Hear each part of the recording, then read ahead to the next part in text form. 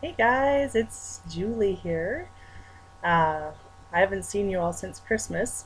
Pardon me, so I hope that you all had a wonderful Christmas season and that your new year has started off with a bang in the right direction. And I guess the exciting thing is that, well, I don't know about you guys, but in the past I used to make all those New Year's resolutions to lose weight. And this year it's actually happening and it seems to be working relatively well thanks to my sleeve. Um, so yeah, that's pretty exciting stuff. I am cresting up on 4 months post-op. Today is January 28th.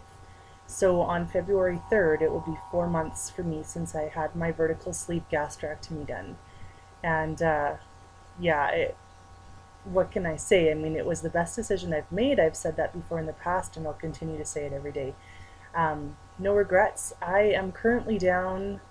Now, this was as of last Monday, or this past Monday. Today is Saturday, and my weigh in day is on Monday. But, anyways, when I stepped on the scale on Monday, I was sitting at 234.8 pounds. So that puts me at, I believe it was 63 pounds down. So, not too bad. I'm in a bit of a stall, or as we are now referring to them, pause. Um, which, as I said, it's part of the process. That doesn't mean I have to like it, and I don't, but that's okay. So, um, I mean, it's just my body adjusting, and it's almost like when you are in those pauses, your body, and people have said this before in the past, your scale might not be moving, but your body is almost recontouring or reshaping itself, and the pounds kind of melt, I guess, in a sense, or your measurements tend to change. So it is cool. I myself never did track my measurements, and that is a huge regret for me. I wish that I would have started doing that right from the get go. Certainly, it is something that I could start doing now, but it's not the same. I mean, you don't, at least for myself, I wouldn't have that same sense of, oh my word, look how far I've come. Um, Starting at 4 months out than I would have if I had started before even my pre-op diet. So that being said, for all of you potential sleevers out there, any sort of bariatric surgery, I would really recommend that you do track your measurements just for your own um, gratification and just to see how far you've come and all that kind of stuff. So um, just a little tidbit of information and advice for you there. So, what has been new with me? Well, this week has been exciting for me. There's been a couple things going on that I want to share with you. Last week, last Saturday, my husband and I treated ourselves to some new iPhones. So, I'm loving it. Like, it is pretty sweet. It's like the iTouch, but more. You can phone people and you can FaceTime people, which is like live video conversation. And of course, don't even get me started on the apps. The apps are simply amazing.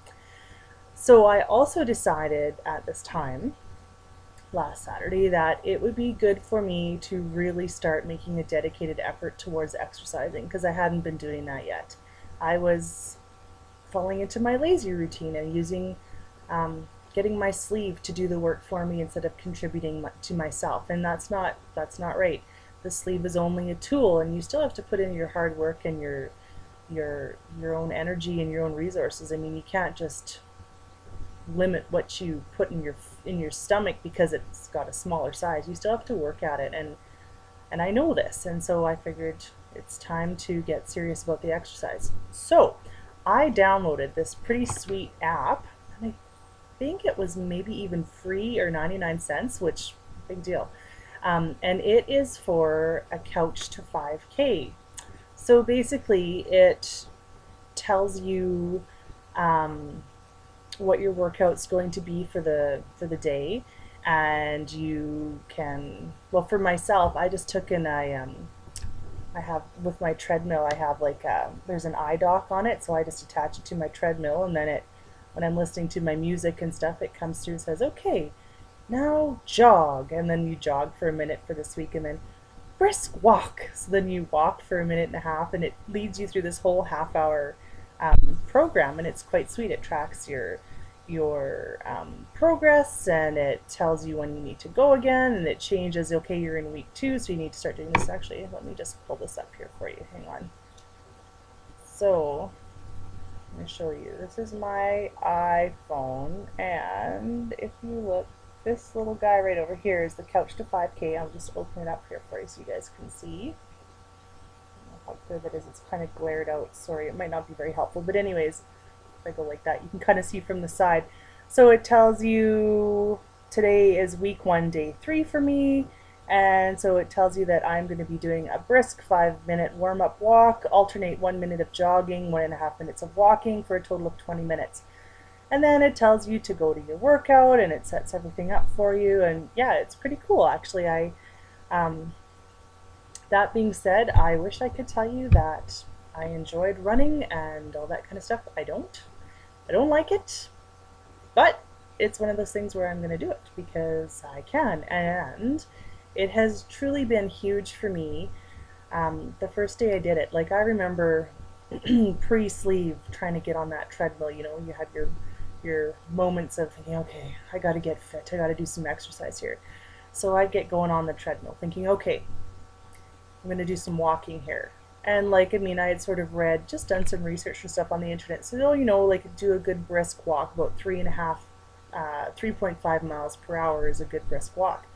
Well, my word, by the time I got the treadmill up to 3.5 or 3.5 miles, I was sucking back so much air I thought I was going to die. Like my hips are just shaking, the fat's just a rippling. And then I don't know if any of you guys have ever experienced this, but my legs would get horribly itchy and it's just driving me nuts. So I'm like trying to walk and scratch my legs at the same time. Like it was terrible. And then like to get up to 4 miles an hour and kind of do a jog, oh, it was terrible. Like it was terrible. That being said, with 63 pounds gone, 3.5, I was going to say 3.5, 3.5 miles per hour for a brisk walk. It's fine. Didn't bother me. I had no problem. I could do it without any issue whatsoever. And then for the jogging portion, I had my treadmill up to 4.6 miles per hour. Now, those of you who may be avid runners, you're probably thinking, oh my word, that's how fast I walk, but good for you. For me, it was unbelievable, and I didn't feel like I was sucking back air and that all of a sudden the room's getting depleted of oxygen. It was pretty exciting, pretty cool. So it was just another reaffirmation that this truly is the best thing I could have done for myself. And another thing to show you, I got myself a new pair of shoes because, you know, my feet have, I don't think, what size did I buy these? These are a size, well, they're a size 10, so, and they aren't uncomfortable, so I guess my feet have gotten a bit smaller. Like typically I would wear a size 11, and these runners are a size 10, and they're comfortable. They're Sauconys, I think is how you say it. I have a nickname for them. I call them my fire burners. These are my new shoes. Don't they look smoking fast? Pretty awesome. Pretty exciting. They work good. So that was pretty awesome. So that's kind of what's been happening here with the exercise and changes and that kind of stuff where I'm at. My hair is still falling out in gobs. I don't like that at all. I know it's part of the process. I know it's going to stop. I know that you don't ever see a skinny person who's bald, unless you're male. No offense to the men out there. Love you.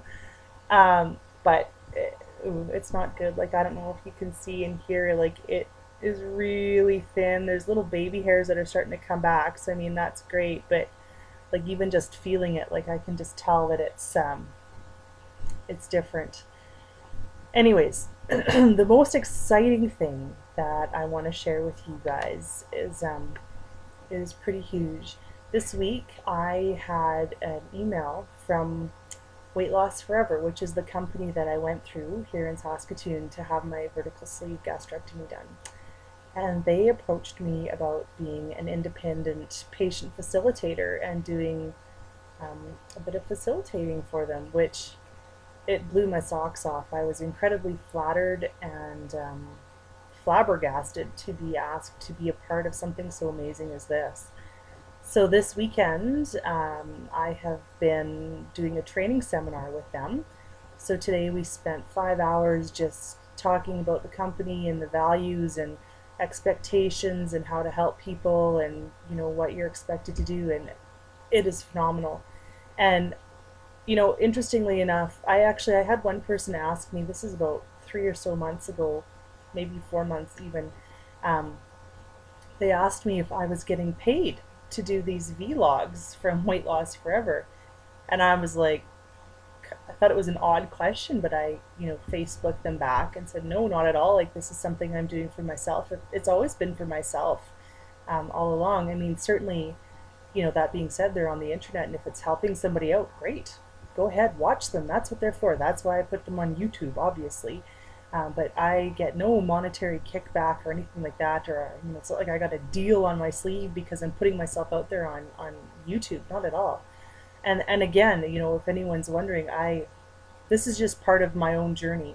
That being said, to be asked to be able to help someone else on their journey as a patient facilitator, that is huge. To be able to help someone, guide them, mentor them as they go through their own life change, there is just, it's just amazing. I mean, I know for myself, the bond that I feel with Claire, my facilitator, I feel like I owe her my life. Like, I am indebted to her for walking me through the process and holding my hand and being there as a support. And you develop a friendship with these people, and it's amazing. So to be able to be a part of Weight Loss Forever and their company, it's fantastic. And the things that have happened already for this company this year, they have achieved the center of excellence, which is huge. It is massive. Like, this puts them up in the playing field with the Mayo Clinic and John Hopkins and all of these big centers in the States. And this committee that reviews them, the Surgical Review Committee, I think it's called, the SRC, they take and they come through and they do random investigations, and everything is open and they can pop by whenever and examine the site and look at everything. Top notch. They told Mel, the owner, and Dr. Pompa that it's fantastic. It's one of the top 10 that they've seen in the whole world. So to be able to know that I had my surgery done in a place like that, where, I mean, I couldn't have had surgery done like that in Canada. I couldn't have. We don't have any center of excellence here, as far as I know. Certainly not in Saskatchewan. So unbelievable. Like, to be a part of that, like I said, it's huge. Um, yeah, words can't explain how excited I am. So who knows? Maybe some of you are watching this and you're following me on my journey, and you decide, you know what? Maybe this is something I'd like to talk to somebody about. Read the information on the website. Go to weightlossforever.ca. Do your research. Watch YouTube videos. Ask questions. Contact the office. Contact me. You can send me a message here if you want. I can help you out or direct you to where you need to go. It is fantastic. Fantastic. So, that being said, this is a long episode here. I'm cresting up on 13 and a half minutes, 13:09. So I'm going to shut her down and say see you later. And again, drink your water, love your protein, exercise, be true to yourself, be good to yourself, love your sleeve, and hang in there and do it. Do it. This is the best thing that you could do for yourself. Unbelievable. Hands down. Go for it. With that being said, I will talk to you guys later. Have a good week. Catch you then. Bye.